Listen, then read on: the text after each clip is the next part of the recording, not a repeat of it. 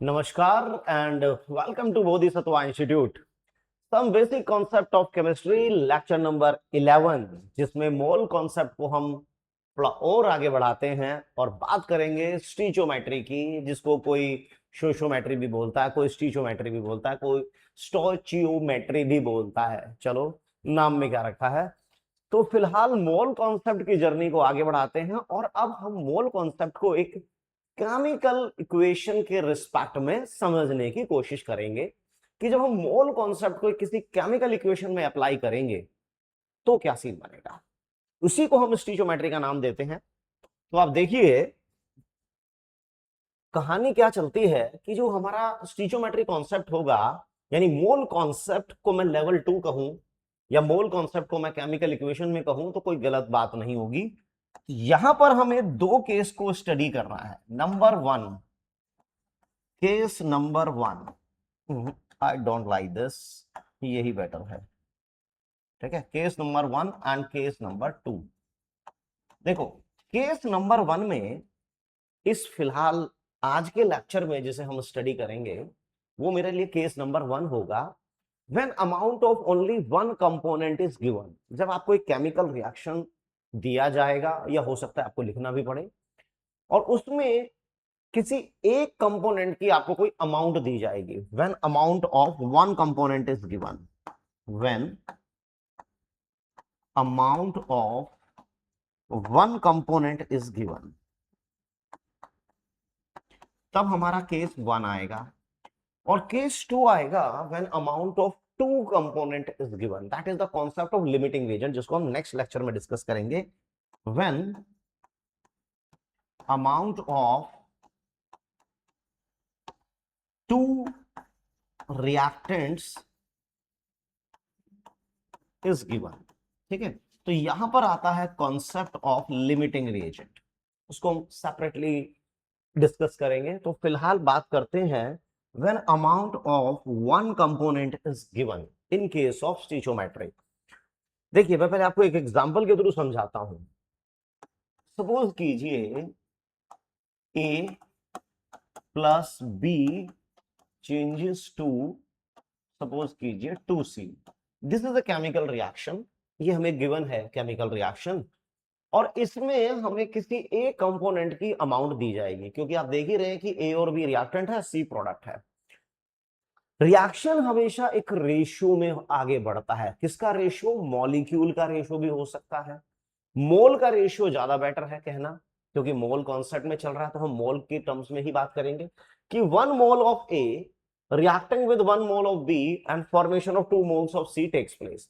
अब हमें किसी एक कंपोनेंट की अमाउंट गिवन है, ए की, बी की या सी की, वट किसी एक की अमाउंट गिवन होगी। लेट इट बी, हमें मास गिवन होगा तो भी हम मोल में कन्वर्ट कर लेंगे, वॉल्यूम गिवन होगी तो भी मोल में, लेकिन याद रखना वॉल्यूम होनी चाहिए एट एसटीपी, और मोल गिवन है तो फिर कोई दिक्कत ही नहीं है। चलो मान लेते हैं इसके 5 मोल गिवन है। किसके 5 मोल? ए के 5 मोल गिवन है हमें।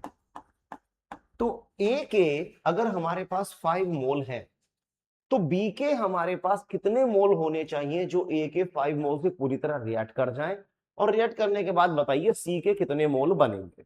मोल हो गया हमारे पास तो मास, वॉल्यूम, नंबर ऑफ पार्टिकल सब कुछ निकाल सकते हैं। तो क्वेश्चन में हमेशा पहले मोल को कैलकुलेट कीजिए। तो फिलहाल आपको ए के अगर 5 मोल गिवन है तो उससे रिएक्ट करने के लिए बी के कितने मोल की रिक्वायरमेंट होगी और सी के कितने मोल बनेंगे। देखिए, रिएक्शन होता है एक रेशियो में, ऐसा नहीं है कि जितनी मर्जी अमाउंट को आप मिला दीजिए ना। रिएक्शन हमेशा एक रेशियो में आगे बढ़ता है and that is called molar ratio. वो रेशियो मोल का भी हो सकता है, पार्टिकल का भी हो सकता है, मास का भी होता है, बट सिंपल वे में हम डिस्कस करेंगे मोल को। चलिए, इक्वेशन कहती है कि अगर ए का 1 मोल है तो बी का भी 1 मोल है। इसका 1 है तो इसका भी 1 है, इसके 2 होंगे तो ये 2 होंगे, ये 10 होगा तो ये भी 10 होगा। तो बी के कितने मोल की रिक्वायरमेंट होगी? जितने मोल ए के हैं उतने ही बी के हैं, तो इसके अगर 5 होंगे तो बी के भी 5 मोल की ही रिक्वायरमेंट हमें होगी। अच्छा, ए का अगर 1 मोल है तो सी के 2 मोल की फॉर्मेशन होती है। अगर ये 2 होगा तो 4 होगा, 10 होगा तो 20 होगा, यानी whatever be the moles of A, moles of C become twice. तो ए के अगर 5 है तो इसके 10 मोल हो जाएंगे। ठीक है, कोई बड़ी बात नहीं है। जैसे ए के हमने 2 मोल लिए, plus 3b let it be 4c। ठीक है, this is a chemical reaction and amount of one component is given. वो ए की, बी की या सी की, किसी की भी अमाउंट हमें दे सकता है। अमाउंट मैंने पहले भी बताया, वो हमें मास की टर्म्स में दे सकता है, पार्टिकल की टर्म्स में, वॉल्यूम की टर्म्स में और मोल की टर्म्स में। वो जिसमें भी देगा हम उसे मोल में कन्वर्ट कर लेंगे। तो चलिए मान लेते हैं इनमें से हमें किसी एक की अमाउंट गिवन है। मैं मान लेता हूं, चलो मुझे ए की अमाउंट गिवन है, number of moles of A is 6, ये मुझे गिवन है। तो बताइए अगर ए के 6 मोल हैं तो उससे रिएक्ट करने के लिए मुझे कितने बी के मोल की रिक्वायरमेंट होगी और सी के कितने मोल फॉर्म होंगे। मुझे क्या गिवन है, मोल्स ऑफ ए गिवन है। तो ए के 6 मोल अगर हैं तो उससे रिएक्ट करने के लिए बी के कितने मोल की रिक्वायरमेंट होगी और सी के कितने मोल बनेंगे, दिस इज द क्वेश्चन। देखो रिएक्शन एक रेशो में आगे बढ़ता है। आप देख सकते हैं अगर ए के 2 मोल हैं तो बी के 3 होंगे। अगर ए के 2 मोल हैं तो बी के 3 है। जब ए का 1 मोल होगा तो इसके 3/2 होंगे। इसके 2 है तो इसके 3, जब इसका 1 होगा तो इट शुड बी 3/2, और जब इसके 6 होंगे तो आप देख सकते हैं ये 9 आ गया। ठीक है, निकल गए। यानी ए के 6 मोल से पूरी तरह रिएक्ट करने के लिए बी के 9 मोल की रिक्वायरमेंट होगी। और जब ए के 2 है तो सी के कितने बन रहे हैं, 4, डबल बन रहे हैं। ये 2 है तो ये 4 है, 10 होगा तो 20 होगा, 30 है तो 60 होगा, ये 6 है तो ये कितना हो जाएगा, 12 हो जाएगा। ठीक है, इसका मतलब ये होता है कि अगर मुझे इक्वेशन में किसी एक कंपोनेंट के मोल पता है तो on the basis of that I can calculate the moles of other component in that equation. चलिए एक क्वेश्चन और करते हैं। सपोज कीजिए N2 3H2 and 2NH3, this is a chemical reaction that is given to us। ठीक है, और हम मान के चल रहे हैं कि जितने भी इसमें कंपोनेंट हैं जो गैसेस फॉर्म में है वो सब एक पर्टिकुलर टेम्परेचर प्रेशर पर मेंटेन है। एसटीपी भी हो सकता है या कुछ और भी हो सकता है। ठीक है, एसटीपी होगा तो वो मेंशन कर ही देगा आपको। अब इन तीनों में से वो किसी एक की अमाउंट देगा, इन तीनों में से वो किसी एक की अमाउंट देगा। Let it be 30 gram hydrogen is given to us. 30 gram hydrogen हमें गिवन है। तो अब आप सोचिए और बताइए कि 30 ग्राम हाइड्रोजन से रिएक्ट करने के लिए कितने ग्राम नाइट्रोजन सफिशिएंट होगा और कितने ग्राम अमोनिया बनेगा। It means we have to find out the weight of nitrogen that is required to react completely with 30 gram hydrogen and the weight of ammonia form. और चलो ये तो मैंने weight की बात की। Volume of nitrogen at STP की क्या रिक्वायरमेंट होगी, अमोनिया, क्योंकि गैसेस फॉर्म में है तो अमोनिया की कितनी वॉल्यूम बन रही होगी एट एसटीपी, ये भी हमें बताना है। वो हमें क्वेश्चन जिस फॉर्मेट में भी दे, we have to find out the number of moles. हमें नंबर ऑफ मोल निकाल लेने। तो number of moles of hydrogen निकाल लेते हैं। क्या होगा, given mass upon molar mass. चलो जी 15 मोल आ गए, हाइड्रोजन के 15 मोल आ गए। तो क्वेश्चन अब ये हो गया कि हाइड्रोजन के अगर 15 मोल है तो उससे रिएक्ट करने के लिए नाइट्रोजन के कितने मोल की रिक्वायरमेंट होगी, अमोनिया के कितने मोल बनेंगे। यानी कि हमें एक कंपोनेंट के मोल गिवन है। तो अपन क्या करते हैं, नाइट्रोजन के मोल निकाल लेते हैं। देखो इसके 3 है तो इसका 1 है, 1/3, इसके 3 है तो इसका 1 है। जब इसका 1 होगा तो इसका 1/3 होगा, और जब इसके 15 होंगे तो ये 5 आ गया। अब मेरे पास नाइट्रोजन के मोल निकल गए हैं तो नाइट्रोजन का मास भी निकाल देता हूं। आप सभी जानते हैं एक मोल में नाइट्रोजन 28 होगा तो 5 मोल में कितना होगा, 140। चलो वॉल्यूम भी निकाल दो नाइट्रोजन की एट एसटीपी। एक मोल में कितनी होती है, 22.4 लीटर, तो 5 मोल में हो जाएगी इतने लीटर, दैट इज 112 लीटर। अच्छा अब इधर देखो, मैं चाहूं तो नाइट्रोजन के बिहाफ पर भी अमोनिया निकाल सकता हूं या हाइड्रोजन के बिहाफ पर भी अमोनिया निकाल सकता हूं। चलो मैं दोनों के बिहाफ पे आपको निकाल के दिखा देता हूं। हाइड्रोजन के बिहाफ पे अगर देखें, ये देखो मैं अमोनिया के मोल निकालता हूं। इसके 3 मोल हैं तो इसके 2 हैं। जब इसके 3 तो इसके 2, जब इसका 1 होगा तो इट शुड बी 2/3, और जब इसके 15 होंगे तो आप देख ही सकते हैं 10 मोल आ गए। हम इसके बिहाफ पे भी निकाल सकते थे नाइट्रोजन। देखो ये 1 है तो ये 2, डबल है, डबल। अगर ये 5 है तो 5 का डबल 10 ही तो होगा। किसी के भी बिहाफ पे निकाल लीजिए, कोई फर्क नहीं पड़ता। अब मेरे पास नाइट्रोजन के मोल आ गए तो अमोनिया के मोल आ गए तो अमोनिया का मास भी निकाल लेते हैं। एक मोल में 17 तो 10 मोल में 170 ग्राम। वॉल्यूम ऑफ अमोनिया हम एट एसटीपी भी निकाल सकते हैं। 1 मोल की वॉल्यूम इतने लीटर, तो 10 मोल की वॉल्यूम 224 लीटर। ओके, मींस अगर एक कंपोनेंट की अमाउंट पता है तो बाकी कंपोनेंट की अमाउंट इजीली कैलकुलेट की जा सकती है उसी कंपोनेंट के बिहाफ पर, या दूसरे कंपोनेंट के बिहाफ पर भी निकाल सकते हैं, बशर्ते हम उसको कैलकुलेट कर पाए पहले। जैसे कि क्वेश्चन आया कि भाई C+O2CO, अभी हम थोड़ा बेसिक करते हैं। देखो, मैं कार्बन को जलाऊंगा तो जलाने के लिए मुझे ऑक्सीजन तो चाहिए, मैं कार्बन को जलाऊंगा तो जलाने के लिए ऑक्सीजन तो चाहिए। मैं जितने ज्यादा कोयले में आग लगाऊंगा उतनी ज्यादा ऑक्सीजन मुझे चाहिए होगी, और उतनी ज्यादा धुआं भी निकलेगा, उतनी ज्यादा कार्बन डाइऑक्साइड भी तो लिबरेट होगी। अगर मैं मात्र 10 ग्राम कार्बन को जलाता हूं, मैं मात्र 10 ग्राम कार्बन को जलाऊंगा, तो मुझे थोड़ी सी ऑक्सीजन की जरूरत होगी, थोड़ी सी कार्बन डाइऑक्साइड बनेगी। लेकिन अगर मैं कोयले के भंडार में ही आग लगा दूंगा तो उसके लिए मुझे बहुत ज्यादा ऑक्सीजन की जरूरत होगी, और बहुत ज्यादा कार्बन डाइऑक्साइड, धुआं धुआं हो जाएगा, धुआं धुआं।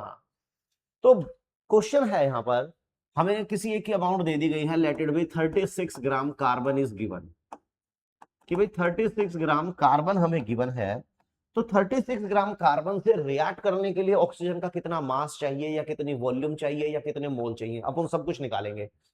इसी तरह कार्बन डाइऑक्साइड का कितना मास बनेगा, कितने मोल बनेंगे, कितने वॉल्यूम बनेगी, वो भी निकालेंगे। क्वेश्चन में कुछ भी दे, हम पहले मोल कैलकुलेट कर लेते हैं। तो कार्बन के मोल निकाल लेते हैं, गिवन मास मोलर मास 3 मोल आ गए। इसका 1 है तो इसका भी 1 है, ये 2 होगा तो ये भी 2 होगा। तो अगर कार्बन के 3 मोल है तो ऑक्सीजन के भी 3 हो जाएंगे। कार्बन डाइऑक्साइड के देखो, इसका 1 है तो इसका भी 1, ये 3 होगा तो ये भी 3 होगा। मास ऑफ ऑक्सीजन 1 मोल में 32, तो 3 मोल में 96 ग्राम हो गया। Volume of O2 eight STP भी निकाल लेते हैं, 1 मोल की इतनी, तो 3 मोल की इतने लीटर हो जाएगी। कार्बन डाइऑक्साइड का कितना मास, 1 मोल में 44 होता है। देखो 1 मोल मींस मोलर मास, तो molar mass of CO2 44, 1 mole में 44, तो 3 मोल में। Same way volume of CO2 at STP, 1 mole में इतने लीटर, 3 मोल में इतने लीटर। चलिए जी, खत्म। जैसे कि 4 aluminium plus 3O2 changes to 2Al2O3। देखिए, अब इसमें हमें किसी एक कंपोनेंट की अमाउंट दी जाएगी कि हम यहाँ पर एल्यूमिनियम का कंबशन कर रहे हैं, और एल्यूमिनियम का कंबशन करने के लिए हमें किसकी जरूरत पड़ रही है, ऑक्सीजन की जरूरत पड़ रही है। तो अगर हो सकता है यहाँ पर एल्यूमिनियम की कुछ अमाउंट हमें दे दे, तो उससे रिएक्ट करने के लिए कितना ऑक्सीजन की जरूरत होगी, कितना एल्यूमिनियम ऑक्साइड बनेगा, दिस इज द क्वेश्चन। तो यहाँ पर आप देख रहे हैं कि मैं जो पैटर्न जिसको मैं डिस्कस कर रहा हूं, उसमें किसी एक कंपोनेंट की हमें अमाउंट दी जाती है, and we have to find out the amount of all other remaining component. और वो अमाउंट हमें मास में दे सकता है, पार्टिकल में दे सकता है, या किसी और चीज में दे सकता है। ठीक है, चलो यहां पर हम बात करते हैं कि हमें 135 ग्राम एल्यूमिनियम गिवन है। तो क्वेश्चन ये है कि 135 ग्राम एल्यूमिनियम से रिएक्ट करने के लिए कितना ऑक्सीजन चाहिए, और कितना एल्यूमिनियम ऑक्साइड बनेगा। इतने ग्राम एल्यूमिनियम से रिएक्ट करने के लिए कितना ऑक्सीजन चाहिए, और कितना एल्यूमिनियम ऑक्साइड बनेगा, दिस इज द क्वेश्चन। कोई बात नहीं, क्वेश्चन में वो जो भी कुछ देगा हम उसको मोल में कन्वर्ट कर लेंगे। चलिए टूट पड़ते हैं मोल पे। तो मोल्स ऑफ एल्यूमिनियम, देखिए भाई, गिवन मास अपॉन में मोलर मास, 5 7 जा 5 2 जा 5 मोल आ गए, बहुत बढ़िया। अब इसके 4 मोल हैं, इसके 4 मोल हैं तो इसके 3 है। तो बताइए यार, ऑक्सीजन के कितने मोल की रिक्वायरमेंट है। इसके जब 4 मोल हैं उस समय ऑक्सीजन के 3 मोल होते हैं, जब इसका 1 होगा तो उस समय इसके 3/4 होंगे। यूनिटरी मेथड, इसके 4 है तो इसका 3, इसका 1 हुआ तो ये 3/4, और जब इसके 5 होंगे तो इट इज 15/4 मोल आ गए। चलिए ऑक्सीजन का मास भी बता देते हैं, कितना मास होगा, 1 मोल में 32 होता है, तो इतने मोल में कितना होगा, उड़ा देंगे, 8 आ गया, 15 8 जा 120 ग्राम आ गया। Volume of O2 eight STP भी निकाल सकते हैं, 1 मोल में इतने लीटर, तो 15/4 मोल में इतने litre, that's it. Aluminium oxide कितना बनेगा? ये एल्यूमिनियम ऑक्साइड मैं ऑक्सीजन के बिहाफ पे भी निकाल सकता हूं, एल्यूमिनियम के बिहाफ पे भी निकाल सकता हूं, कोई फर्क नहीं पड़ता। इसके 4 मोल हैं तो इसके 2 हैं। देखिए इसके 4 हैं तो इसके 2 हैं। जब इसका 1 होगा तो ये 2/4 होगा, और जब ये 5 होगा तो ये 10/4 मोल हो जाएंगे, अर्थात 5/2। मास निकाल लेते हैं भाई एल्यूमिनियम ऑक्साइड का। आई थिंक 1 मोल में 102, तो 5/2 मोल में कितना? तो आ गया 51 × 5, 5 5 जा 5 और 5 1 जा 5, 5 5 जा 25। तो 255 gram is the weight of aluminium oxide that is form. इसकी वॉल्यूम नहीं निकाल पाएंगे क्योंकि ये सॉलिड है, वॉल्यूम का कॉन्सेप्ट गैस के लिए होता है एसटीपी। ठीक, तो देखो हमने क्या किया, अमोनियम क्लोराइड को कैल्शियम हाइड्रोक्साइड से रिएक्ट कराया, और रिएक्ट कराने के बाद कैल्शियम क्लोराइड हमें मिल गया। ठीक है, अमोनिया गैस लिबरेट हो गई, और बेचारा बचा कुचा वाटर बन गया होगा, वाटर बन गया, बचा कुचा सब वाटर बन गया। This is the chemical reaction. ठीक है, हो सकता है ये क्वेश्चन में आपको इक्वेशन दे दी जाए, या फिर आपको बनाने के लिए भी आ सकती है कि क्वेश्चन दिया गया कि 37 ग्राम कैल्शियम हाइड्रोक्साइड अपने को गिवन है, तो 37 ग्राम कैल्शियम हाइड्रोक्साइड से रिएक्ट करने के लिए कितना मास अमोनियम क्लोराइड का सफिशिएंट होगा, कितना मास कैल्शियम क्लोराइड का बनेगा, कितना मास अमोनिया का बनेगा, कितना वाटर बनेगा, और अमोनिया गैस है तो उसकी वॉल्यूम भी बता दीजिए एट एसटीपी की कितनी वॉल्यूम अमोनिया की लिबरेटेड होगी, है ना। तो इस पूरे क्वेश्चन में हमें एक ही कंपोनेंट की अमाउंट गिवन है, एक ही कंपोनेंट की अमाउंट हमें गिवन है, नो प्रॉब्लम। जब हमें एक कंपोनेंट की अमाउंट गिवन है तो जो भी गिवन है हम उसको मोल में कन्वर्ट कर लेंगे। तो चलो मोल निकाल लेते हैं। मोल होगा गिवन मास मोलर मास, 1/2 मोल आ गए यानी 0.5 आ गया। अब देखो इसका 1 मोल है तो इसके 2 है, डबल डबल डबल डबल, ये 1 है तो ये 2, ये 2 होगा तो 4, 10 होगा तो 20। तो अमोनियम क्लोराइड के मोल निकाल लेते हैं, 0.5 का डबल आ जाएगा यानी कि 1। मास कितना होगा? 1 मोल का मतलब मोलर मास होता है, मोलर मास 14 + 4 18, 18 और 35.5 कितना आ जाएगा? 53.5। तो इसके 1 मोल का मास इतना है, तो इतना अमोनियम क्लोराइड हमें चाहिए to react completely with 37 gram of calcium hydroxide. और कितना वेट कैल्शियम क्लोराइड का बनेगा? हम पहले हमेशा मोल निकालते हैं, पहले कैल्शियम क्लोराइड के मोल निकालो। इसका 1 है तो इसका भी 1 है, इसका 0.5 तो इसका भी 0.5। अब इसका मास निकाल लेते हैं।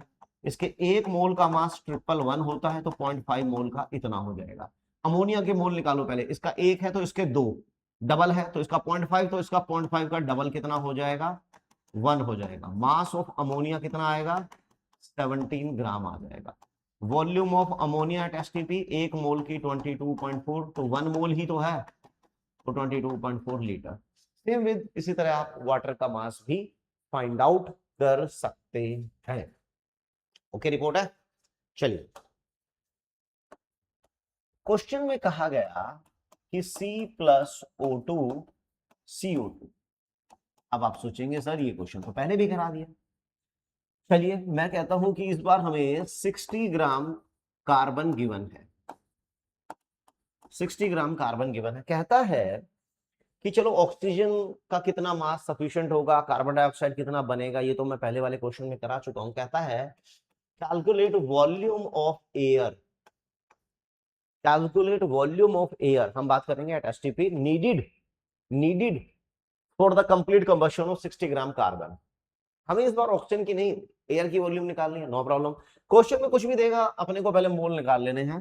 तो कार्बन के मोल निकाल लेते हैं। गिवन मास मोलर मास 5 मोल आ गए। इसका 1 मोल है तो इसका भी 1 है, ये 5 होगा तो ये भी 5 होगा, तो ऑक्सीजन के मोल भी आ गए 5। अब ऑक्सीजन तो निकल गई, लेकिन वॉल्यूम तो हमें एयर की निकालनी है, तो एयर की भी कुछ वॉल्यूम होगी। पहले मैं ऑक्सीजन की वॉल्यूम निकाल लेता हूं एट एसटीपी। 1 मोल में इतने लीटर, 5 मोल में इतने लीटर, 112 लीटर आ गई। अब मुझे निकालनी है वॉल्यूम ऑफ एयर, तो मैं मान लेता हूं volume of air is V। उसका 21% क्या होगा, वॉल्यूम ऑफ ऑक्सीजन ही तो होगा। एयर की जो भी वॉल्यूम होगी उसका 21% ऑक्सीजन की वॉल्यूम होगी। तो वॉल्यूम ऑफ एयर 21/100 इंटू, और वॉल्यूम ऑफ ऑक्सीजन हम निकाल ही चुके हैं 112 लीटर। तो वॉल्यूम ऑफ एयर कितनी आ गई, 112 इंटू 100/21 लीटर। इस तरह से हम ये क्वेश्चन भी कर लेंगे। तो आई थिंक आपको ये कॉन्सेप्ट क्लियर हो गया होगा कि अगर हमें एक कंपोनेंट की अमाउंट दे दी जाए तो हम बाकी कंपोनेंट की अमाउंट निकाल सकते हैं। अभी तक मैंने जो क्वेश्चन करा है उसमें ज्यादातर में मैंने अमाउंट को मास में दिया। हो सकता है, हो सकता है वो वॉल्यूम में दे दे आपको, हो सकता है ना। जैसे अमोनिया को डिकम्पोज किया and after the decomposition of ammonia N2 और H2 का लिबरेशन हुआ। अब क्वेश्चन में कहता है इतने लीटर अमोनिया है मेरे पास एट STP, तो बताओ इसके डिकम्पोजिशन से कितने लीटर नाइट्रोजन और कितने लीटर हाइड्रोजन आएगी। वैसे तो यहाँ पे गेलुसिक लॉ भी हम सीधा लगा सकते हैं कि गैसेस जो भी कंबाइन करती हैं या बनती हैं वो हमेशा वॉल्यूम की टर्म्स में करती हैं।